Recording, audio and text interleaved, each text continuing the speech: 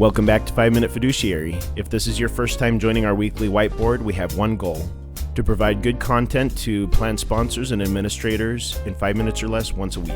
Some of the greatest things in life have great responsibilities tied to them. Having my first kid was both exciting and, terrifying. I was excited to have this bundle of joy, but I also knew that it carried with it a lot of responsibilities. Not only was I lucky enough to have people step in and help me understand my role, but I'd been taught it all along. Most of the time in the retirement plan world, we don't have that kind of luxury. Rather than having someone pat us on the back and say, "Well, son, let me tell you what it's like to file your first 5,500.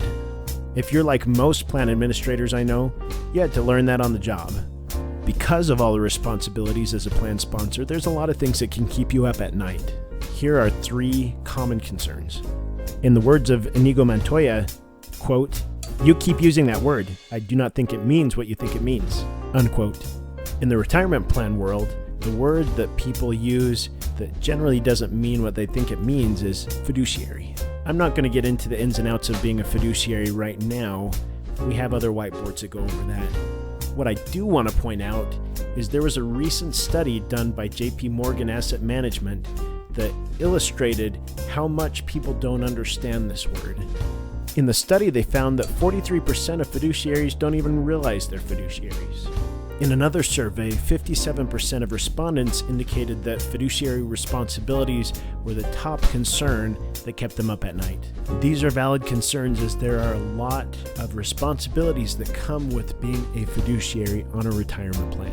One of the second largest concerns that I see is fees. It's funny how easily we can feel ripped off when we, for example, go to get gas and a block away we see a gas station that's selling it for a couple cents cheaper per gallon.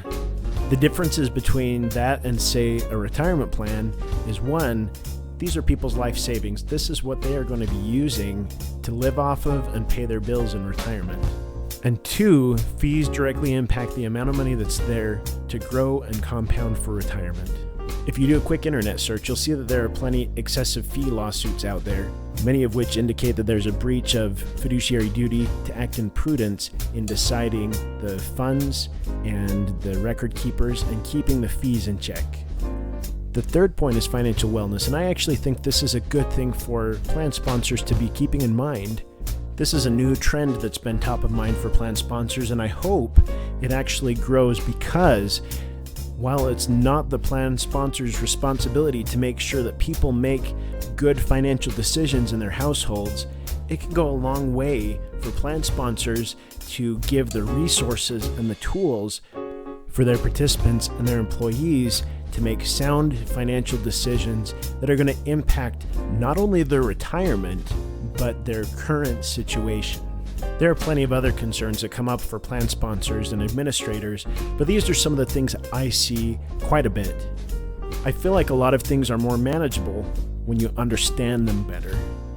This is why it's so critical for plan sponsors and plan administrators to be up to date on the trends and the changes when it comes to retirement plans. I hope this whiteboard helps you sleep a little bit better tonight, or at least gets you thinking. If you'd like a second opinion on your 401k plan, please reach out to us. We have additional whiteboards on YouTube at CUI Wealth Management. We also have additional whiteboards and resources at cuiwealth.com. Please keep in mind that this is not intended to be tax or legal advice. If you need tax or legal advice, reach out to appropriate professionals.